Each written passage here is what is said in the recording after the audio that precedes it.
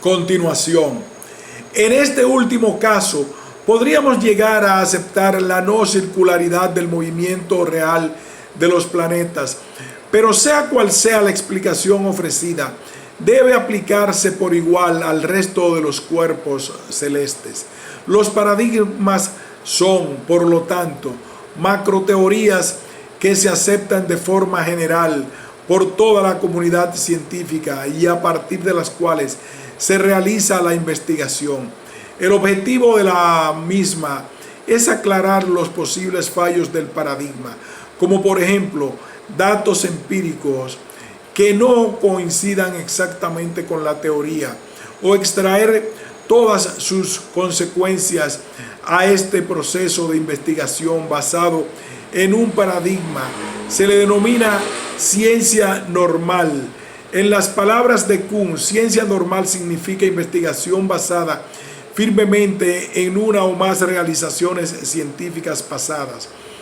Realizaciones que alguna comunidad científica particular reconoce durante cierto tiempo como fundamento para su práctica posterior.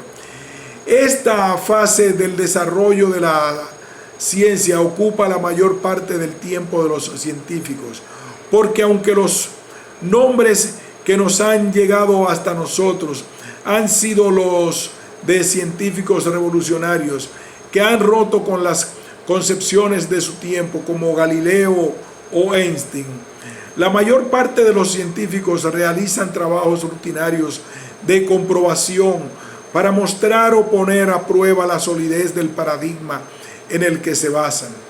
En ocasiones, no obstante, un paradigma no es capaz de resolver todos los problemas y estos persisten a lo largo de los años o de los siglos, tal vez acumulándose junto con otros.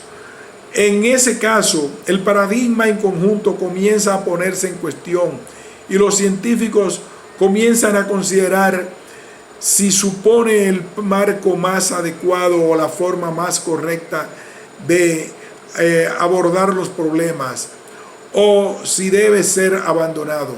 La crisis supone las proliferaciones de nuevos paradigmas, en un principio tentativas y provisionales, como vistas a resolver las cuestiones más problemáticas. Estos nuevos paradigmas compiten entre sí y cada uno trata de imponerse como el enfoque más adecuado. Finalmente se produce una revolución científica cuando uno de los nuevos paradigmas sustituye al paradigma tradicional, como sucedió con la visión del mundo copernicana, que derrocó a la concepción aristotélica, o con la teoría de la relatividad de Einstein, que sustituyó a la visión newtoniana de la realidad como la forma más apropiada forma de aproximarse al mundo. Las revoluciones científicas se consideran aquí como aquellos episodios de desarrollo no acumulativo en que un antiguo paradigma es reemplazado completamente o en parte por otro nuevo e incompatible. Tras la revolución del ciclo comienza de nuevo el paradigma que ha sido instaurado, da pie a uno nuevo proceso de ciencia formal. Como se puede ver, el enfoque historicista da más importancia a factores subjetivos en el proceso de investigación científica que anteriormente habían sido pasados por alto. Kuhn muestra que la ciencia no es absolutamente un contraste y neutral entre las teorías y la realidad, sino que hay diálogo, debate y también tensiones y luchas entre los defensores de los distintos paradigmas. Los científicos no son seres absolutamente racionales. Cuando los experimentos parecen mostrar que una teoría determinada es falsa, algunos científicos continúan usándola. si hay una posible aplicación práctica de la teoría o la existencia de problemas éticos. Todos ellos son casos en los que la actividad científica se ve influenciada por el mundo exterior. En definitiva, allí donde los formalistas afirmaban que lo importante de la ciencia son las teorías y la comparación objetiva entre las teorías existentes, los historicistas conceden más importancia al sujeto que lleva a cabo la investigación, así como a la sociedad en la que está inmerso. Otro argumento adicional en contra de la concepción de la ciencia como un proceso perfectamente racional en el que solo tienen importancia la fuerza de los argumentos es el hecho de que desde un paradigma resulta difícil, algunos afirman que imposible, entender el punto de vista alternativo, ya que siempre se parte de un paradigma determinado. No existe forma de alejarse de todos los paradigmas y compararlos de forma objetiva, sino que siempre estamos inmersos en uno de ellos y conforme al mismo interpretamos el mundo que nos rodea. El debate que se establece, por lo tanto, entre defensores de distintos paradigmas puede resultar a menudo estéril, hasta el punto, llega a decir Kuhn, de que un paradigma triunfa no porque consiga convencer a sus oponentes, sino porque los representantes del paradigma más antiguo van falleciendo. Consideramos estos factores como ¿cómo hemos de entender el progreso en la ciencia? La respuesta de Kuhn es que el progreso, estrictamente hablando, no se produce en las fases de ciencia normal, pero no se puede hablar de un progreso continuado desde la época de los griegos hasta la actualidad, porque las revoluciones científicas no son sino rupturas de esa continuidad. Cada revolución marca en cierto sentido un nuevo comienzo. Esta perspectiva dará pie posteriormente a un relativismo radical según el cual no habrá forma de saber cuál entre dos teorías es verdadera, puesto que la verdad depende del paradigma desde el que se analizan los problemas. Feyerabend es un filósofo relativista que ejemplifica esta postura. El propio Kuhn, sin embargo, se desmarcará de una interpretación de su propia teoría en ese sentido. Por lo tanto, debemos comprender cuál es el paradigma científico clásico para entender a los nuevos. ¿Qué es un paradigma? La conversión de la polémica epistemológica se ha quedado en el marco de la revolución científico-técnica de los siglos XIX y XX, pero que ha llegado a tocar todas las disciplinas por la irrupción en la sociedad de la información y el impacto de la tecnología en los hábitos cotidianos en el siglo XXI. Es el dimensionamiento actual con la próxima revolución científica a partir de la biología, como sucedió con la iniciada por la física. Tomando textos de Kuhn, representamos esta concepción del paradigma como una cultura científica. La observación y la experiencia pueden y deben limitar drásticamente la gama de las creencias científicas admisibles, o de lo contrario, no habrá ciencia.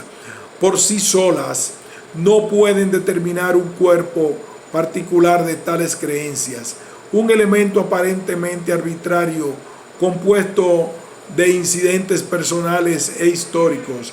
Es siempre uno de los ingredientes de formación de las creencias sostenidas por una comunidad científica dada en un momento determinado. El estudio de los paradigmas es lo que prepara principalmente al estudiante para entrar a formar parte como miembro de la comunidad científica particular con la que trabajará más tarde. A falta de un paradigma o de algún candidato o paradigma, todos los hechos que pudieran ser pertinentes para el desarrollo de una ciencia dada tiene probabilidades de parecer igualmente importantes. Como resultado de ello, la primera reunión de hechos es una actividad mucho más fortuita que la que resulta familiar después del desarrollo científico subsiguiente. No puede interpretarse ninguna historia natural sin al menos cierto caudal implícito de creencias metodológicas y teóricas entrelazadas que permiten la selección, la evaluación y la crítica. Si este caudal de creencias no se encuentra ya implícito en la colección de hechos, en cuyo caso tendremos a mano algo más que hechos simples, deberá ser proporcionado del exterior, quizás por una metafísica corriente, por otra ciencia o por incidentes personales o históricos. Por consiguiente, no es extraño que en las primeras etapas del desarrollo de cualquier ciencia, diferentes hombres ante la misma gama de fenómenos, pero habitualmente no los mismos fenómenos particulares, los describan y los interpreten de modos diferentes. Lo que es sorprendente y quizás también único en este grado en los campos que llamamos ciencia es que esas divergencias iniciales puedan llegar a desaparecer en cada parte alguna vez. Para ser aceptado como paradigma, una teoría debe parecer mejor que sus competidoras, pero no necesita explicar y en efecto nunca lo hace todos los hechos que se puedan confrontar con ella. El surgimiento de un paradigma afecta la estructura del grupo de práctica en ese campo. En el desarrollo de una ciencia natural, cuando un individuo o un grupo producen por primera vez una tesis capaz de atraer a la mayoría de los profesionales de la generación siguiente, las escuelas más antiguas desaparecen gradualmente. Su desaparición se debe en parte a la conversión de sus miembros al nuevo paradigma. Pero hay hombres que se aferran a algunas de las viejas opiniones y simplemente se les excluye de la profesión, que a partir de entonces pasa por alto sus trabajos. El nuevo paradigma implica una definición nueva y más rígida del campo. Cuando un científico individual puede dar por sentado un paradigma, no necesita ya en sus trabajos principales tratar de reconstruir completamente su campo desde sus principios y justificar el uso de cada concepto presentado. El éxito de un paradigma es al principio en gran parte una promesa de éxitos discernible en ejemplos seleccionados y todavía incompletos.